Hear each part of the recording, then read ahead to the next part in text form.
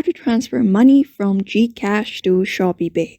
Hello everybody, welcome back to our channel. Today in this video, we will guide you through on how you can transfer money from Gcash to ShopeePay. So without any delay, let's go on to the process on how we can do so. But before that, don't forget to hit the like, share and subscribe icon and turn on the notification bells to get updated about our latest videos.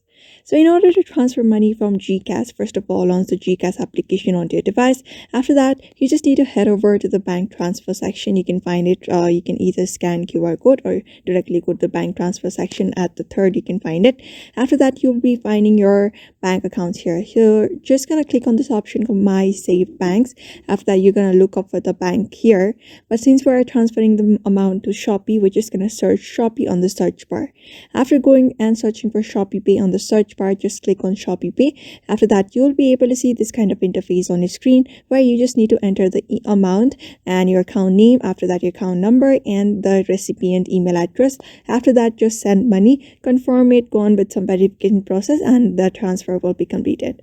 So that's how you basically transfer money from Gcash to ShopeePay. So therefore, I hope this video was helpful to you and thank you for watching this video.